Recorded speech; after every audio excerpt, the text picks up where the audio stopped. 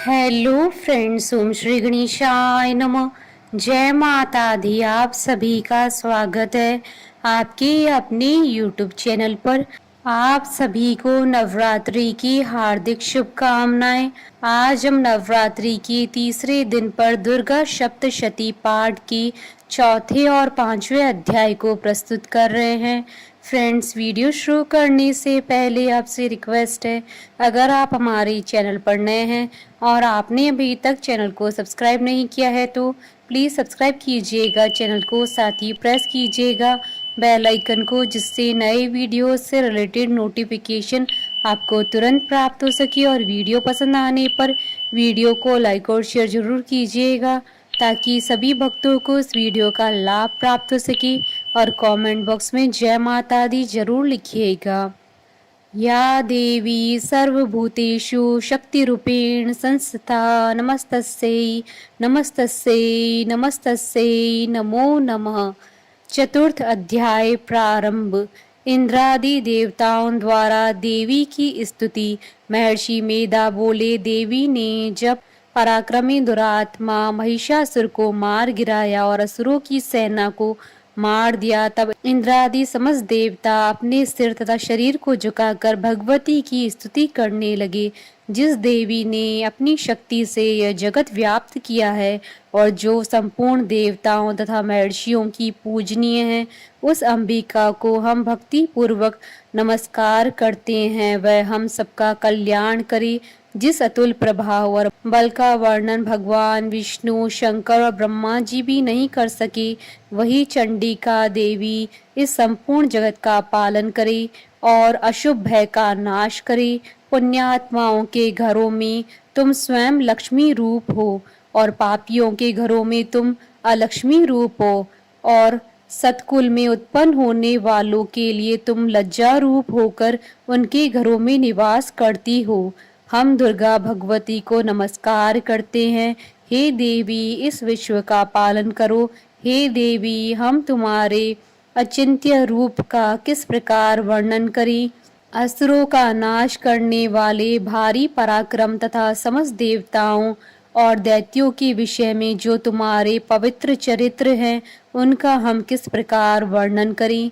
हे देवी, त्रिगुणात्मिका होने पर भी तुम संपूर्ण जगत की उत्पत्ति का कारण हो। हे देवी, भगवान विष्णु, शंकर आदि किसी भी देवता ने तुम्हारा पार नहीं पाया। तुम सबकी आश्रय हो। यह संपूर्ण जगत तुम्हारा ही अंश रूप है, क्योंकि तुम सबकी आदि भूत प्रकृति हो। हे देवी, तुम्हारे जिस नाम के उच्चारण से संपूर्ण यज्ञों में सब देवता तृप्ति लाभ करते हैं, वह स्वाहा भी तुम ही हो। इसके अतिरिक्त तुम पितरों की तृप्ति का कारण हो, इसलिए सब आपको स्वधा कहते हैं। हे देवी, वह विद्या जो मोक्ष को देने वाली है, जो अचिंत्य महाज्ञान स्वरूपा है, तत्वों के सार को वंश में करने वाले, संपूर्ण दोषों को दूर करने वाले, मोक्ष की इच्छा वाले मुनिजन जिसका अभ्यास करते हैं, वह तुम ही हो। तुम ही वाणी रूप हो और दोष रहित ऋग तथा यजुर्वेदों की एवं उद्गीत और सुंदर पाठों के पाठ वाले सामवेद की आश्रय रूप हो। तुम भगवती हो। इस विश्व की उत्पत्ति एवं पालन के लिए तुम वार्ता के रूप में प्रकट हुई हो और तुम संपूर्ण संसार की पीड़ा हरने वाली हो। हे देवी, जिससे सारे शास्त्रों को जाना जाता है, वह मेधा शक्ति तुम ही हो, और दुर्गम भवसागर से पार करने वाली नौका भी तुम ही हो। लक्ष्मी रूप से विष्णु भगवान के हृदय में निवास करने वाली और भगवान महादेव द्वारा सम्मानित गौरी देवी तुम ही हो। मंद मुस्कान वाले निर्मूल पूर्ण चंद बिंब के समान और उत्तम स्वर्ण की मनोहर कांति से कमनीय तुम्हारे मुख को देखकर ही महिषासुर क्रोध में भर गया। यह बड़े आश्चर्य की बात है। और हे देवी, तुम्हारा यही मुख जब क्रोध से भर गया तो उदय काल के चंद्रमा की भांति लाल हो गया और तनी हुई भौहों के कारण विकराल रूप हो गया। उसे देखकर भी महिषासुर के शीघ्र प्राण ही निकल गए। यह बड़े आश्चर्य की बात है। आपके कुपित मुख के दर्शन करके भला कौन जीवित रह सकता है। हे देवी, तुम हमारे कल्याण के लिए प्रसन्न हो जाओ। आपके प्रसन्न होने से इस जगत का अभ्युदय होता है, और जब आप क्रुद्ध हो जाती हैं तो कितने ही कुलों का सर्वनाश हो जाता है। यह हमने अभी अभी जाना है कि जब तुमने महिषासुर की बहुत बड़ी सेना को देखते ही देखते मार दिया। हे देवी, सदा अभ्युदय प्रताप देने वाली, तुम जिस पर प्रसन्न हो जाती हो वही देश में सम्मानित होते हैं। उनके धन यश की वृद्धि होती है, उनका धर्म कभी शिथिल नहीं होता है, और उनके यहाँ अधिक पुत्र पुत्रियां और नौकर होते हैं। हे देवी, तुम्हारी कृपा से ही धर्मात्मा पुरुष प्रतिदिन श्रद्धा पूर्वक यज्ञ करता है और धर्मानुकूल आचरण करता है, और उसके प्रभाव से स्वर्गलोक में जाता है, क्योंकि तुम तीनों लोकों में मनवांछित फल देने वाली हो। हे माँ दुर्गे, तुम स्मरण करने पर संपूर्ण जीवों के भय नष्ट कर देती हो, और स्थिर चित्त वालों के द्वारा चिंतन करने पर उन्हें और अत्यंत मंगल देती हो। हे दारिद्र दुख नाशनी देवी, तुम्हारे सिवा दूसरा कौन है। तुम्हारा चित्त सदा दूसरों के उपकार में लगा रहता है। हे देवी, तुम शत्रुओं को इसलिए मारती हो कि उनके मारने से दूसरों को सुख मिलता है। वह चाहे नरक में जाने के लिए चिरकाल तक पाप करते रहे हों, किंतु तुम्हारे साथ युद्ध करके सीधे स्वर्ग को जाएं, इसलिए तुम उनका वध करती हो। हे देवी, क्या तुम दृष्टिपात मात्र से समस्त असुरों को भस्म नहीं कर सकती? अवश्य ही कर सकती हो, किंतु तुम्हारा शत्रुओं को शस्त्रों के द्वारा मारना इसलिए है कि शस्त्रों के द्वारा मरकर वे स्वर्ग को जावें। इस तरह से हे देवी, उन शत्रुओं के प्रति भी तुम्हारा विचार उत्तम है। हे देवी, तुम्हारे उग्र खड़ग की चमक से और त्रिशूल की नोक की कांति की किरणों से असुरों की आंखें फूट नहीं गई। उसका कारण यह था कि वह किरणों से शोभायमान तुम्हारी चंद्रमा के समान आनंद प्रदान करने वाले सुंदर मुख को देख रहे थे। हे देवी, तुम्हारा शील बुरी वृत्तांत को दूर करने वाला है, और सबसे अधिक तुम्हारा रूप है, जो न तो कभी चिंतन में आ सकता है और न ही जिसकी दूसरों से कभी तुलना हो सकती है। तुम्हारा बल व पराक्रम शत्रुओं का नाश करने वाला है। इस तरह तुमने शत्रुओं पर भी दया प्रकट की है। हे देवी, तुम्हारे बल की किसके साथ बराबरी की जा सकती है, तथा शत्रुओं को भय देने वाला इतना सुंदर रूप भी और किसका है। हृदय में कृपा और युद्ध में निष्ठुरता, यह दोनों बातें तीनों लोकों में केवल तुम्ही में देखने आई है। हे माता, युद्ध भूमि में शत्रुओं को मारकर तुमने उन्हें स्वर्ग लोक में पहुंचाया। इस तरह तीनों लोकों की तुमने रक्षा की है, तथा उन उन्मत्त असुरों से जो हमें भय था उसको भी तुमने दूर किया है। तुमको नमस्कार है। हे देवी, तुम शूल तथा खड़ग से हमारी रक्षा करो, तथा घंटे की ध्वनि और धनुष की टंकार से भी हमारी रक्षा करो। हे चंडी के, आप अपने शूल को घुमाकर पूर्व पश्चिम उत्तर तथा दक्षिण दिशा में हमारी रक्षा करो। तीनों लोकों में जो तुम्हारे सौम्य रूप हैं तथा घोर रूप हैं, उनसे हमारी रक्षा करो, तथा इस पृथ्वी से रक्षा करो। हे अंबिके, आपके कर पल्लवों में जो खड़ग शूल और गदा आदि शस्त्र शोभा पा रहे हैं, उनसे हमारी रक्षा करो। महर्षि बोले कि इस प्रकार जब सब देवताओं ने जगत माता भगवती की स्तुति की और नंदन वन के पुष्पों तथा गंध अनुलेपों द्वारा उनका पूजन किया, और फिर सबने मिलकर जब सुगंधित व दिव्य धूपों द्वारा उनको सुगंधी निवेदन की, तब देवी ने प्रसन्न होकर कहा, हे देवताओं, तुम सब मुझसे मनवांछित वर मांगो। देवता बोले, हे भगवती, तुमने हमारा सब कुछ कार्य कर दिया, अब हमारे लिए कुछ भी मांगना बाकी नहीं रह गया, क्योंकि तुमने हमारे शत्रु महिषासुर को मार डाला है। हे माहेश्वरी, तुम इस पर भी यदि हमें कोई और वर देना चाहती हो तो बस इतना वर दो कि जब जब हम आपका स्मरण करें तब तब आप हमारी विपत्तियों को हरण करने के लिए हमें दर्शन दिया करो। हे अंबिके, जो कोई भी तुम्हारी स्तुति करे तुम उनको वित्त समृद्धि और वैभव देने के साथ ही उनके धन और स्त्री आदि संपत्ति बढ़ावे और सदा हम पर प्रसन्न रहे। महर्षि बोले, हे राजन, देवताओं ने जब जगत के लिए तथा अपने लिए इस प्रकार प्रश्न किया तो बस तथास्तु कहकर देवी अंतर्ध्यान हो गई। हे भूप, जिस प्रकार तीनों लोगों का हित चाहने वाली यह भगवती देवताओं के शरीर से उत्पन्न हुई थी, वह सारा वृतांत मैंने तुमसे कह दिया। और इसके पश्चात दुष्ट असुरों तथा शुंभ निशुंभ का वध करने और सब लोगों की रक्षा करने के लिए जिस प्रकार गौरी देवी के शरीर से उत्पन्न हुई थी, वह सारा वृतांत मैं यथावत वर्णन करता हूँ। इति श्री दुर्गा सप्तशती पाठ का चतुर्थ अध्याय संपूर्ण हुआ। पांचवा अध्याय प्रारंभ। देवताओं द्वारा देवी की स्तुति।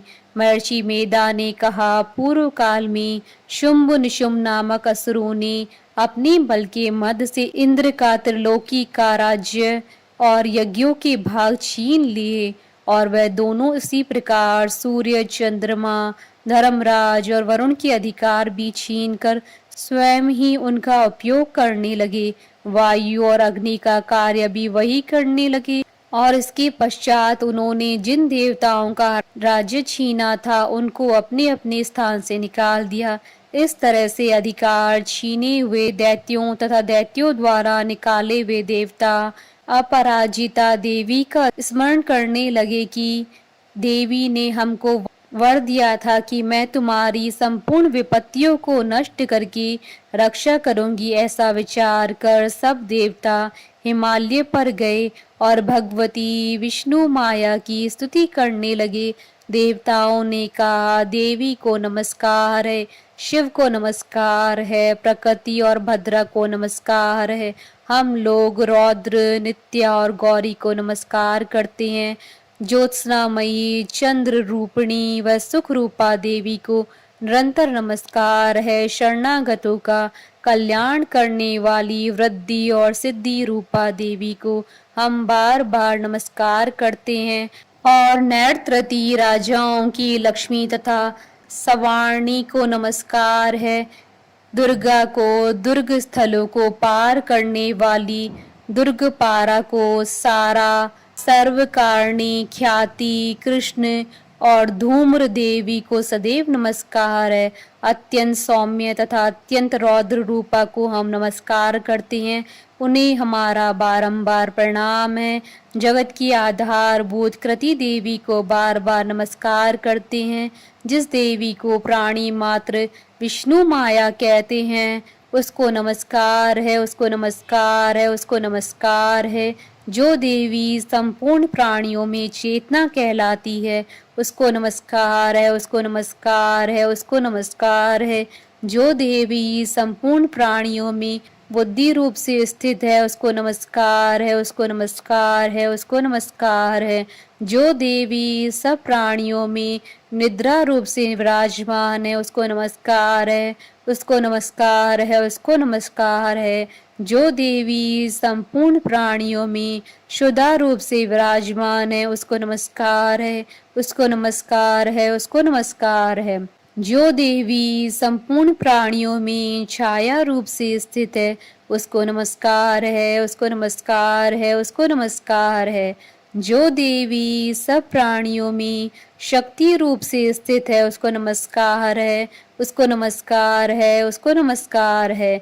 जो देवी संपूर्ण प्राणियों में तृष्णा रूप से स्थित है उसको नमस्कार है, उसको नमस्कार है, उसको नमस्कार है। जो देवी सब प्राणियों में शांति रूप से स्थित है उसको नमस्कार है, उसको नमस्कार है, उसको नमस्कार है। जो देवी सब प्राणियों में जाति रूप से स्थित है उसको नमस्कार है, उसको नमस्कार है, उसको नमस्कार है। जो देवी सब प्राणियों में लज्जा रूप में स्थित है उसको नमस्कार है, उसको नमस्कार है, उसको नमस्कार है। जो देवी संपूर्ण प्राणियों में श्रद्धा रूप से स्थित है उसको नमस्कार है, उसको नमस्कार है, उसको नमस्कार है। जो देवी संपूर्ण प्राणियों में कांति रूप से स्थित है उसको नमस्कार है, उसको नमस्कार है, उसको नमस्कार है। जो देवी सब प्राणियों में लक्ष्मी रूप से स्थित है उसको नमस्कार है, उसको नमस्कार है, उसको नमस्कार है। जो देवी संपूर्ण प्राणियों में व्रती रूप से स्थित है उसको नमस्कार है, उसको नमस्कार है, उसको नमस्कार है। जो देवी सब प्राणियों में स्मृति रूप से विराजमान है उसको नमस्कार है, उसको नमस्कार है, उसको नमस्कार है। जो देवी सब प्राणियों में दया रूप से स्थित है उसको नमस्कार है, उसको नमस्कार है, उसको नमस्कार है। जो देवी सब प्राणियों में तुष्टि रूप से स्थित है उसको नमस्कार है, उसको नमस्कार है, उसको नमस्कार है। जो देवी संपूर्ण प्राणियों में मात्र रूप से स्थित है उसको नमस्कार है, उसको नमस्कार है, उसको नमस्कार है। जो देवी संपूर्ण प्राणियों में भ्रांति रूप से स्थित है उसको नमस्कार है, उसको नमस्कार है, उसको नमस्कार है। जो देवी संपूर्ण प्राणियों में नित्य व्याप्त रहती हैं उसको नमस्कार है, उसको नमस्कार है, उसको नमस्कार है।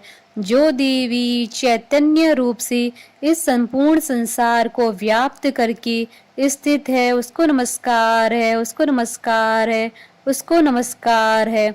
पूर्व काल में देवताओं ने अपने अभीष्ट फल पाने के लिए जिसकी स्तुति की है और देवराज इंद्र ने बहुत दिनों तक जिसका सेवन किया है वह कल्याण की साधना भूता ईश्वरी हमारा कल्याण और मंगल करे तथा सारी विपत्तियों को नष्ट कर डाले।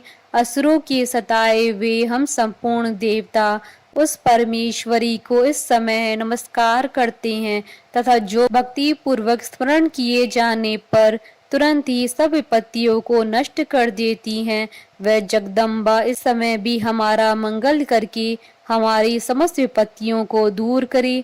महर्षि मेधा ने कहा, हे राजन, इस प्रकार जब देवता स्तुति कर रहे थे तो उसी समय पार्वती देवी गंगा में स्नान करने के लिए आई। तब उनके शरीर से प्रकट होकर शिवा देवी बोली, शुंभ दैत्य के द्वारा स्वर्ग से निकले हुए और निशुंभ से हारे हुए यह देवता मेरी स्तुति कर रहे हैं। पार्वती के शरीर से अंबिका निकली थी, इसलिए उसको संपूर्ण लोक में कौशिकी कहते हैं। कौशिकी के प्रकट होने के पश्चात पार्वती देवी के शरीर का रंग काला हो गया और वह हिमालय पर रहने वाली कालिका देवी के नाम से प्रसिद्ध हुई। फिर शुंभ और निशुंभ के दूत चंड मुंड वहां आए और उन्होंने परम मनोहर रूप वाली अंबिका देवी को देखा। फिर वह शुंभ के पास जाकर बोले, महाराज, एक अत्यंत सुंदर स्त्री हिमालय को प्रकाशित कर रही हैं। वैसा रंग रूप आज तक हमने किसी स्त्री में नहीं देखा है। हे असुरेश्वर, आप यह पता लगाएं कि वह कौन है और उसको ग्रहण कर लें। वह स्त्री स्त्रियों में रत्न है। वह अपनी कांति से दसों दिशाओं को प्रकाशित करती हुई वहां स्थित है, इसलिए आपका उसको देखना उचित है। हे प्रभु, तीनों लोगों के हाथी, घोड़े और मणि इत्यादि जितने रत्न हैं वह सब इस समय आपके घर में शोभायमान है। हाथियों में रत्न रूप ऐरावत हाथी और उच्ची श्रवा नामक घोड़ा तो आप इंद्र से ले आए हैं। हंसों द्वारा जुता हुआ विमान जो कि ब्रह्मा जी के पास था अब भी आपके पास है। यह महापद्म नामक खजाना आपने कुबेर से छीना है। समुद्र ने आपको सदा खिले हुए फूलों की किंजलकनी नामक माला दी है। वरुण का कंचन की वर्षा करने वाला छत्र आपके पास है। रथों में श्रेष्ठ प्रजापति का रथ भी आपके पास ही है। हे दैत्येंद्र, मृत्यु से उत्क्रांति का नामक शक्ति भी आपने छीन ली है और वरुण का पाश भी आपके भ्राता निशुंभ के अधिकार में है। और जो अग्नि में न जल सके ऐसे 2 वस्त्र भी अग्निदेव ने आपको दिए हैं। हे दैत्यराज, इस प्रकार सारी रत्न रूपी वस्तुएं आप संग्रह कर चुके हैं, तो फिर आप यह कल्याणकारी स्त्रियों में रत्न रूप अनुपम स्त्री आप क्यों नहीं ग्रहण करते? महर्षि मेधा बोले। चंड मुंड का यह वचन सुनकर शुंभ ने विचारा कि सुग्रीव को अपना दूत बनाकर देवी के पास भेजा जाए। प्रथम उसको सब कुछ समझा दिया और कहा कि वहां जाकर तुम उसको अच्छी तरह से समझाना और ऐसा उपाय करना जिससे वह प्रसन्न होकर तुरंत मेरे पास चली आए। भली प्रकार समझा कर कहना। दूत सुग्रीव पर्वत के उस रमणीय भाग में पहुंचा जहां देवी रहती थी। दूत ने कहा, हे देवी, दैत्यों का राजा शुंभ जो इस समय तीनों लोकों का स्वामी है, मैं उसका दूत हूँ और यहाँ तुम्हारे पास आया हूँ। संपूर्ण देवता उसकी आज्ञा एक स्वर से मानते हैं। अब जो कुछ उसने कहला भेजा है वह सुनो।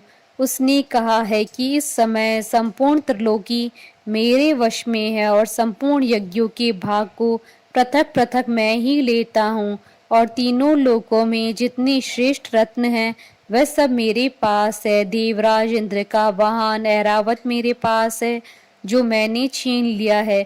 उच्च श्रवा नामक घोड़ा जो क्षीर सागर मंथन करने से प्रकट हुआ था उसे देवताओं ने मुझे समर्पित किया है। ये सुंदरी, इसके अतिरिक्त और भी जो रत्न भूषण पदार्थ देवताओं के पास थे वह सब मेरे पास हैं।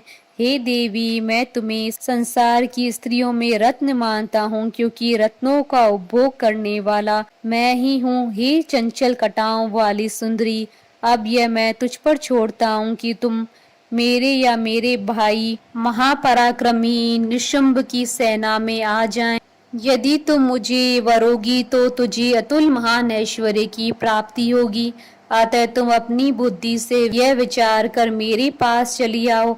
महर्षि मेधा ने कहा। दूत के ऐसा कहने पर संपूर्ण जगत का कल्याण करने वाली भगवती दुर्गा मन ही मन मुस्कुराई और इस प्रकार कहने लगी। देवी ने कहा, हे दूत, तू जो कुछ कह रहा है वह सत्य है और इसमें किंचित मात्र भी झूठ नहीं है। शुंभ इस समय तीनों लोकों का स्वामी है और निशुंभ भी उसी की तरह पराक्रमी है, किंतु इसके संबंध में मैं जो प्रतिज्ञा कर चुकी हूँ उसे मैं कैसे झुठला सकती हूँ। अतः तू मैंने जो प्रतिज्ञा की है उसे सुन। जो मुझे युद्ध में जीत लेगा और मेरे अभिमान को खंडित करेगा तथा बल में मेरे समान होगा वही मेरा स्वामी होगा। इसलिए शुंभ अथवा निशुंभ यहाँ आवे और युद्ध में जीतकर मुझसे विवाह कर ले। इसमें भला देर की क्या आवश्यकता है? दूत ने कहा, हे देवी, तुम अभिमान में भरी हुई हो, मेरे सामने तुम ऐसी बात न करो।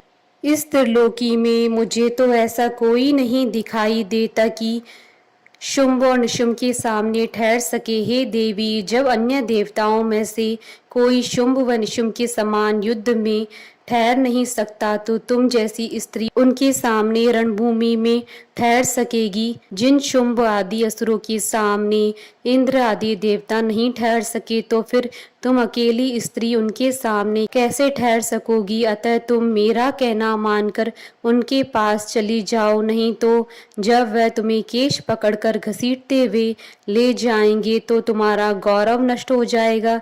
इसलिए मेरी बात मान लो। देवी ने कहा, जो कुछ तुमने कहा ठीक है। शुंभ और निशुंभ बड़े बलवान हैं, लेकिन मैं क्या कर सकती हूँ क्योंकि मैं बिना विचारे प्रतिज्ञा कर चुकी हूँ। इसलिए तुम जाओ और मैंने जो कुछ भी कहा है वह सब आदर पूर्वक असुरेंद्र से कह दो। इसके पश्चात वो जो उचित समझे। इति श्री दुर्गा सप्तशती पाठ का 5वां अध्याय संपूर्ण। जयकारा माँ माइदा बोलिए सच्चे दरबार की जय। हमारे साथ इस वीडियो में अंत तक बने रहने के लिए आपका धन्यवाद। ओम श्री गणेशाय नमः। जय माता दी।